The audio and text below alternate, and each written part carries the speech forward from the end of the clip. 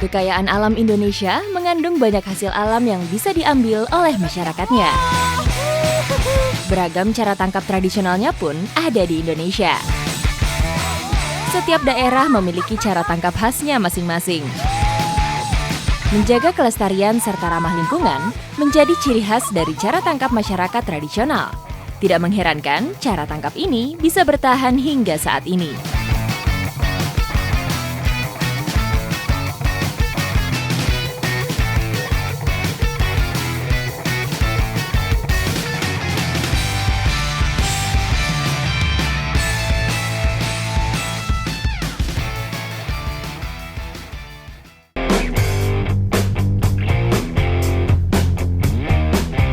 Pantai Idam Dehe menjadi destinasi kami melaut.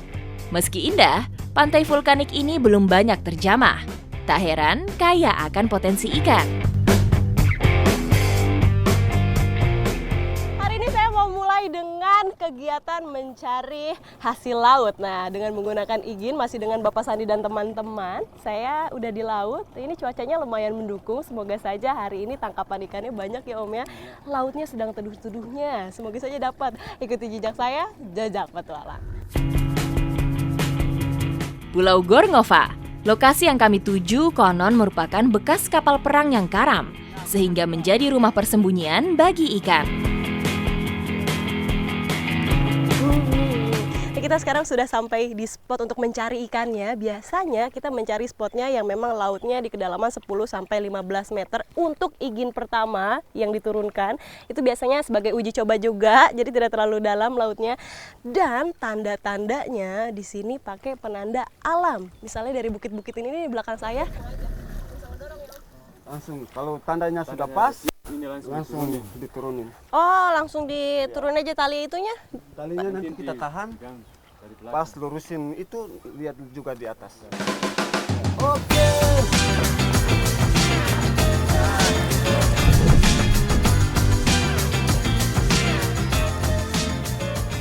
Nah, ini sebenarnya fungsi untuk tali duonnya ini untuk lebih mempermudah pada saat nanti mengambil iginnya. Dan ini ditaruhnya pun gak sembarangan, harus mengikuti arah arus. Misalnya sekarang arusnya lagi ke arah selatan, berarti harus ditarik lurus ke arah selatan.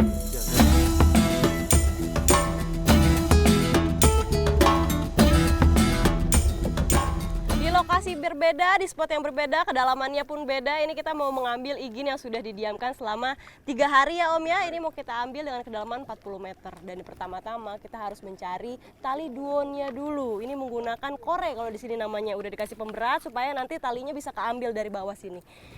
Minjem Om. Nah.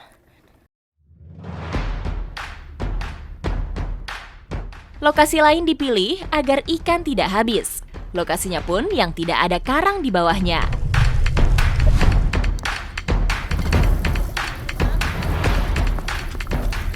Ini mencari tali duonnya tidak semudah kita bayangkan, karena ini memang carinya harus sambil jalan, sambil dayung, terus merasa tadi korenya kalau misalnya sudah ada yang nyangkut langsung diangkat seperti ini. Ini sekarang lagi mencoba tarik duonnya, ini sudah dapat akhirnya.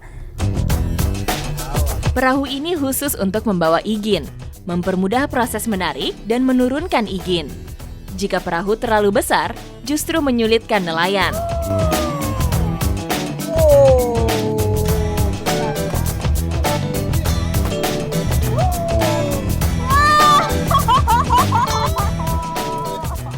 Duonnya terangkat juga, talinya dan iginnya juga sudah dimasukkan dalam perahu. Ini hasilnya ikannya. Kalau dari luar sini besar-besar, memang tidak terlalu banyak, tapi ini ukurannya sebesar tangan saya mungkin segini.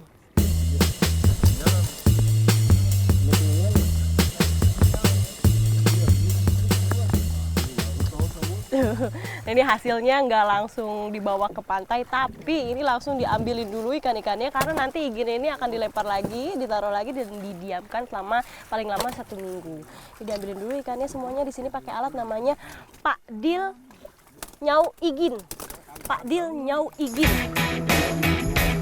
Hasil tangkapan dimasak sendiri. Jika dijual pun hanya dalam skala kecil. Hal ini merupakan wujud syukur mereka atas hasil alam. Tangkapan kita hari ini salah satunya adalah raja bau. Dan ini masih ada lagi ikannya besar-besar, iginnya besar, hasilnya pun lihat dong, ikannya ukurannya gede banget. Tetap ikuti jejak saya, Jejak Petualang.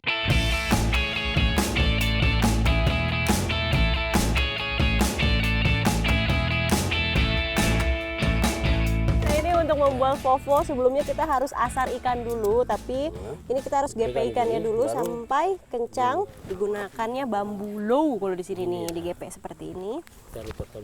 Diikatnya caranya begini, baru ngebalik. Fufu adalah masakan ikan tanpa bumbu. Memasaknya pun hanya mengandalkan asap dari bara serabut kelapa. Dan memang nggak dibelah ikannya.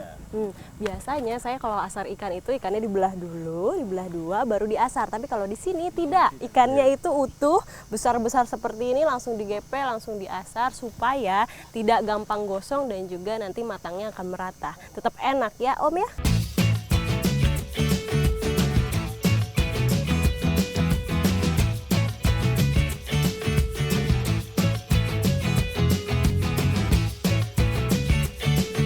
Ikan fufu sudah matang dan siap diolah menjadi masakan lain.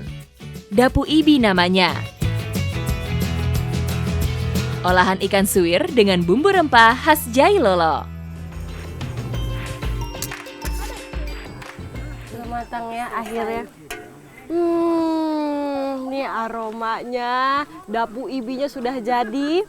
Saya juga udah gak sabar untuk makan karena ini wangi banget. Tapi sabar, nanti kita akan makannya bareng-bareng pada saat Orung Sesadu. Ikuti jejak saya, Jejak Petualang.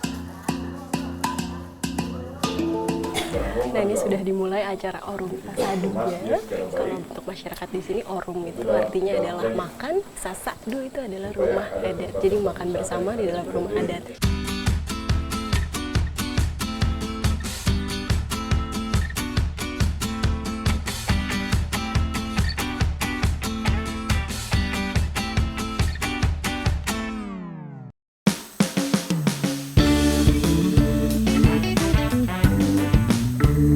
Igin, alat tangkap ikan tradisional. Bahannya sederhana, hanya bambu yang dihaluskan supaya tidak melukai tangan. Pembuatannya tak lepas dari duon. Nah ini kita lagi bikin dulu iginnya. Tahapan awalnya kita harus mengukur. Kalau di sini lucu sekali loh, ukurannya tidak pakai meteran, tidak pakai penggaris, tapi pakai badan, postur badan. Nah ini adalah ukuran untuk nanti pintu masuk ikannya. Sebagai alat tangkap tradisional, igin sangat efektif untuk menjebak ikan. Semua bahan untuk pembuatan igin merupakan bahan alami.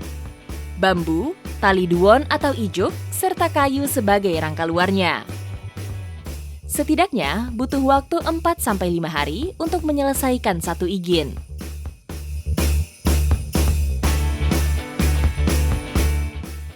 Ayo, ke situ yuk.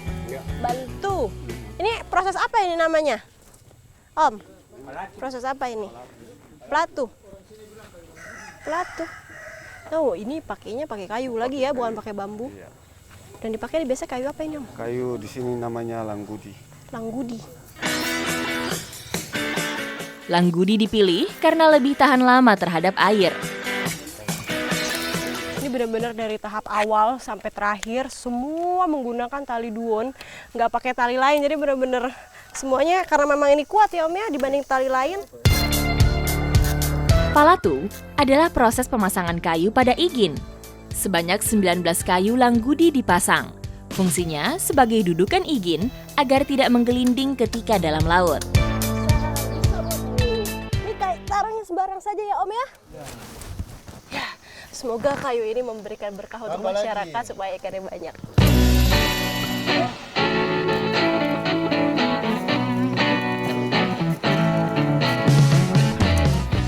Tahapan paling terakhir yaitu kita membuat pintu untuk nantinya kita akan mengambil ikannya dari sisi sebelah sini. Jadi ini harus dilubangi dulu tadi pertama, lalu ditutup-tutupi pakai bambu-bambu yang sudah dipotong-potong ya Om ya dengan ukuran yang sama. Kayu-kayu dan bambu ini ukurannya harus sama agar seimbang di dalam laut. Jumlahnya pun harus sesuai agar pintu igin rapat sehingga tidak mudah terbuka. Selesai. Wow, akhirnya selesai juga. Ini kalau misalnya saya lihat di sini, gotong royongnya perlu diacungkan jempol karena kalau misalnya hanya satu orang, ini nggak tahu kapan jadinya.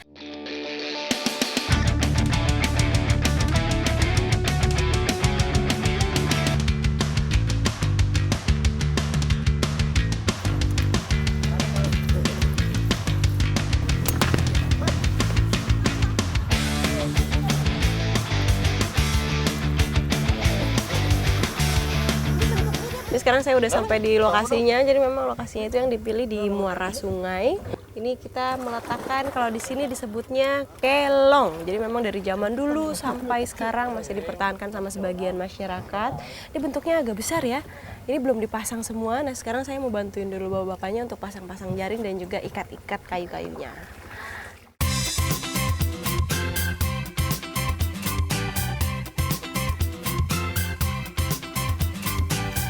Mendirikan kelong dilakukan pagi saat air surut, agar kegiatan menancapkan kayu dan membentang jaring lebih mudah.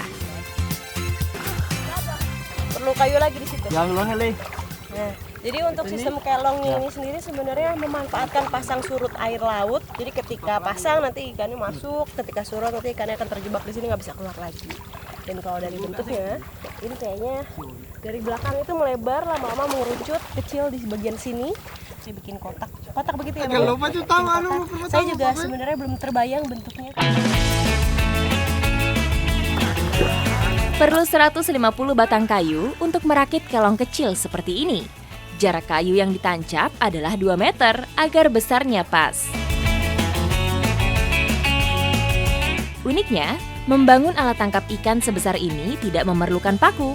Kayu dan tali sudah cukup kuat menahan arus air.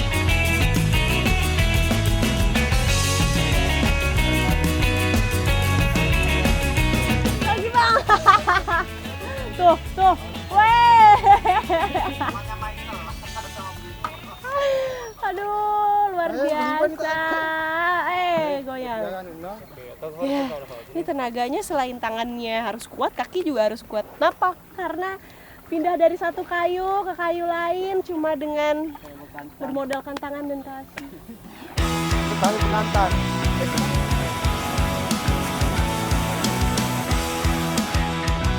Ternyata tidak mudah. Lumpur pada kayu kecil ini membuat licin pijakan saya.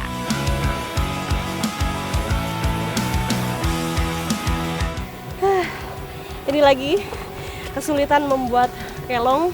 Selain memang kelongnya bentuknya harus tinggi-tinggi, harus naik-naik. Di sini pun kalau kita napak bawahnya lumpur. Nih, lumpur yang lumayan dalam, jadi kalau ngelangkah pun berat. Bang, tunggu bang. Semakin tinggi kayu, semakin bagus. Karena ikan yang terperangkap juga semakin banyak. Kayu merah adalah pilihan tepat sebab tidak cepat lapuk di dalam air.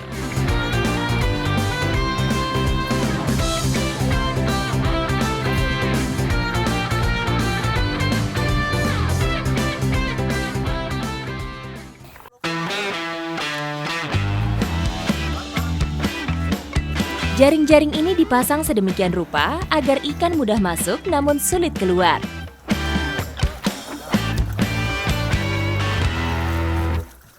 Nah ini kelongnya yang tadi sudah saya dan abang-abang buat udah 90% jadi. Ini tinggal ikat-ikat sedikit lagi udah langsung bisa dipakai. Tapi biasanya untuk menghasilkan ikan biasanya kelongnya nggak bisa langsung dipakai, jadi harus menunggu dulu seharian penuh, besokannya baru bisa diambil.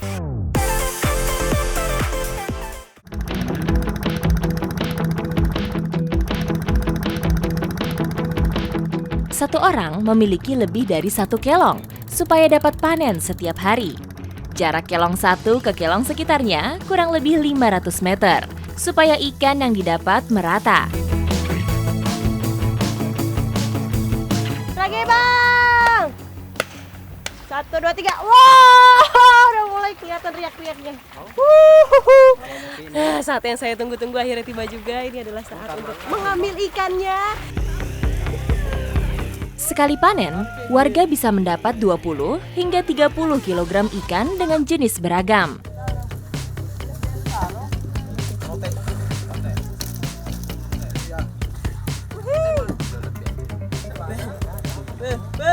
Besar sekali. Besar. Ini dia salah satu hasil tangkapan yang kita pakai dengan teknik yang masih tradisional ini. Ikannya cukup besar ukurannya. Ini disebutnya biasanya ikan merah. Iya. Ikan merah. Tuh, ini kayaknya beratnya mencapai 1,5 kilo nih. Nah, lumayan berat, coba Bang pegang, lumayan berat. Dan lumayan serem loh, ikannya ada taringnya. Ikan merah taring ya? Iya, disebutnya? ikan merah taring. Ikan merah taring.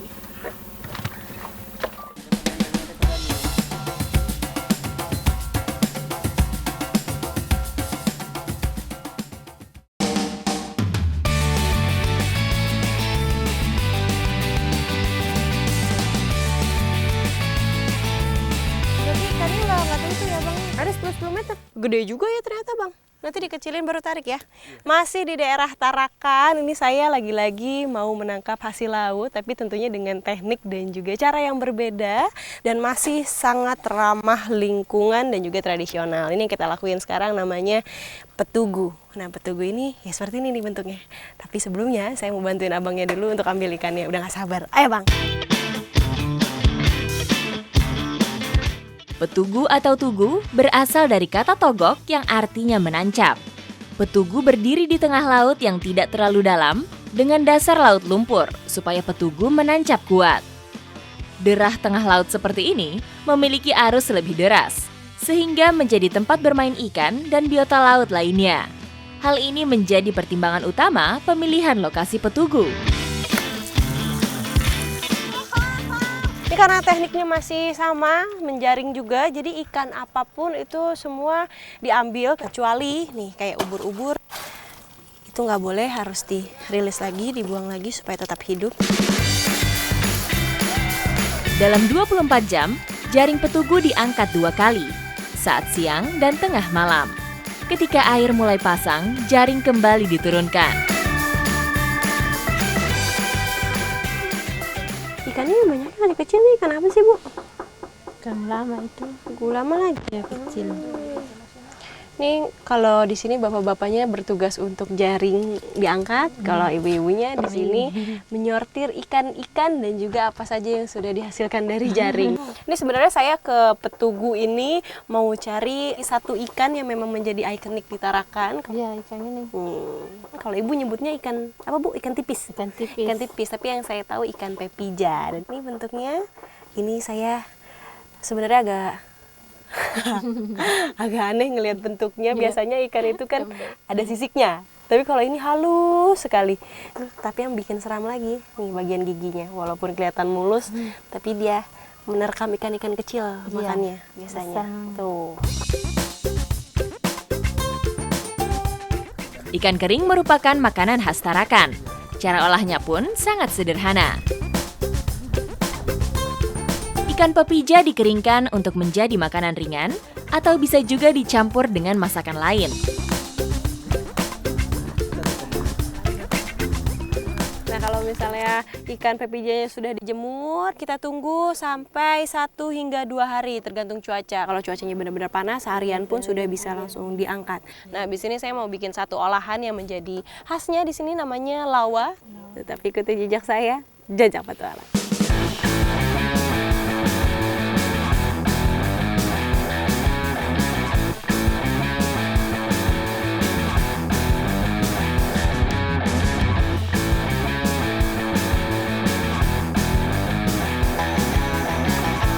Pepija kering dipotong supaya mudah dimakan. Selanjutnya, bumbu-bumbu ini dihaluskan. Selain sebagai penyedap, juga mengurangi amis pada rumput laut dan kapah. Ya, ini bukan disebut lawa kalau tidak dicampur dengan kelapa dan juga bahan-bahan lain. Nah, kalau di sini dicampurnya pakai kerang kapah dan juga nanti akan dicampur sama rumput laut. Baru nanti ikannya kita masukin. Nah, ini berarti dimasukin semua ya Bu ya?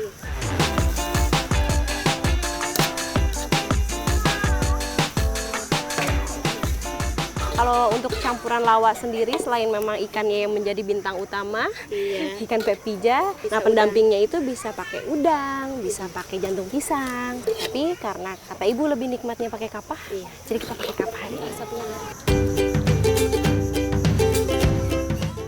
Lawa adalah makanan khas suku Tidung. Biasanya disajikan sebagai makanan pembuka.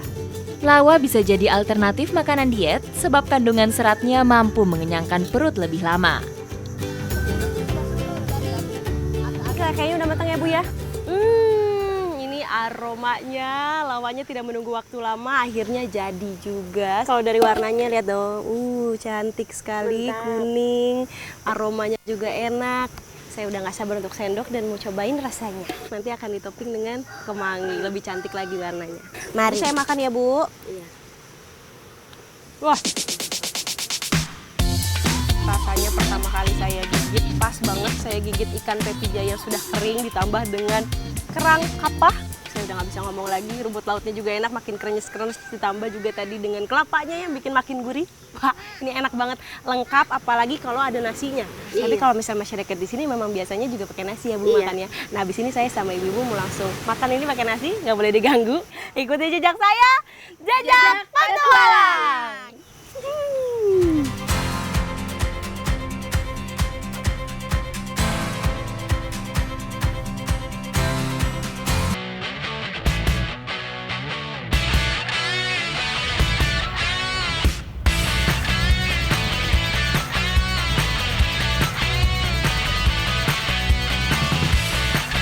Danau Kelumpang. Danau yang dulunya termasuk aliran dari Sungai Mahakam ini menyimpan potensi perikanan yang luar biasa. Danau Kelumpang nggak cuma menyimpan keindahan, tapi juga saya hari ini mau tahu kearifan lokal yang ada di sini untuk menangkap ikan bersama masyarakat yang ada di pinggir-pinggir danau. Tetap ikuti jejak saya, jejak petualang.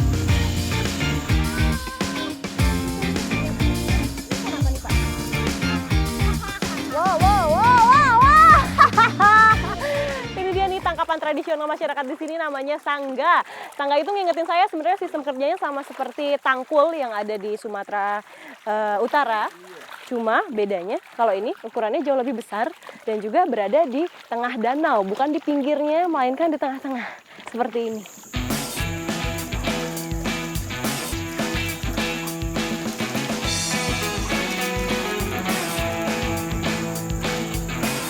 Sangganya ini kalau kita perhatikan lebih dekat lagi, ukurannya besar. Panjangnya ini, lebarnya yang tempat saya berdiri bisa sampai 4 meter. Tapi beda sama bagian ujung yang di depannya, itu bisa sampai 7 meter karena untuk masuknya ikan ke dalam jaring dan juga memanjang itu sekitar 10 meter.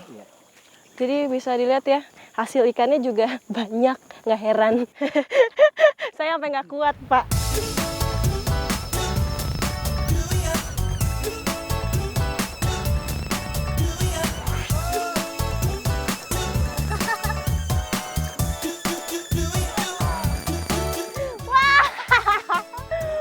Banyak banget. Berat.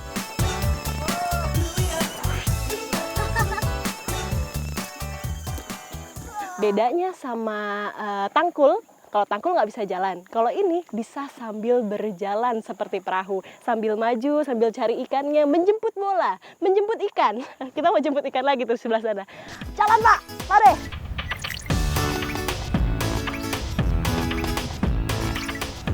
Saya pikir tadi jalannya itu bisa cepat, sangganya ternyata nggak kerasa. Ini sebenarnya sudah jalan sambil kan kita maju, sambil kita putar. Nah, ini adalah baling-balingnya. Jadi kalau kita putar ke depan seperti ini, sangganya akan maju. Tapi kalau kita arah sebaliknya, mundur begini, ini sangganya ikut mundur juga.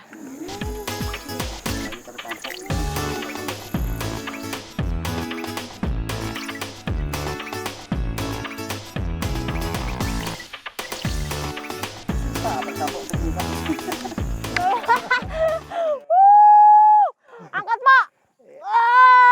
Kita kedatangan tamu besar sekali ukurannya nih, ikan apa Pak? besar 4 kilo lebih. Ini beratnya 4 kilo lebih, ikannya ikan patin. Keempatnya. Ikan patin sebesar ini kita dapat, beruntung sekali. Termasuk dalam genus Pangasius, ikan patin biasa hidup di sungai besar, muara, atau danau. Dari bentuk mulut yang letaknya sedikit ke bawah, patin termasuk ikan yang hidup di dasar perairan. Wah, luar biasa inovatif ya. Tangga ini selain memang ramah lingkungan, sekali dapat itu bisa sampai puluhan kilo. Bahkan bisa lebih banyak lagi. Lebih banyak. Nah, habis ini saya mau langsung bawa ikannya untuk kita olah menjadi ikan asin.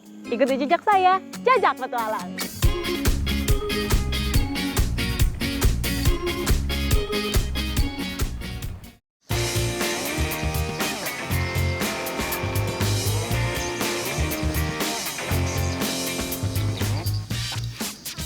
Ini ikan yang tadi kita sudah dapatkan dari Sangga. Ini selanjutnya kita bersihkan dulu. Tapi ternyata ada teknik-tekniknya. Setiap ikan yang kita dapetin itu cara bersihinnya beda-beda. Cara membersihkan dan memotong pada tiap ikan memang dibuat berbeda mengikuti bentuknya. Karena hal ini sangat berpengaruh pada hasil ikan asin yang dibuat.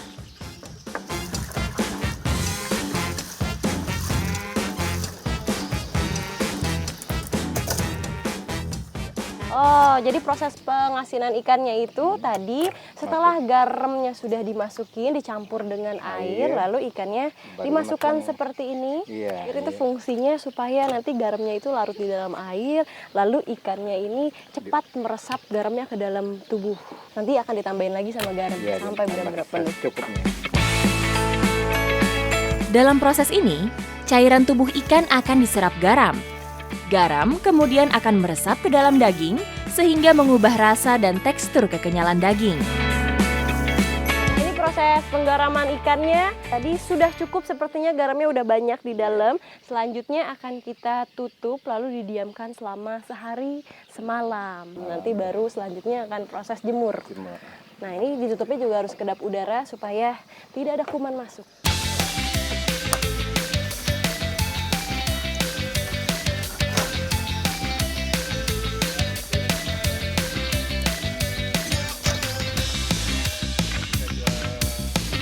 Nah, proses penjemuran ini selanjutnya itu membutuhkan waktu yang tidak cukup lama sebenarnya. Tergantung sinar matahari, semakin panas semakin bagus.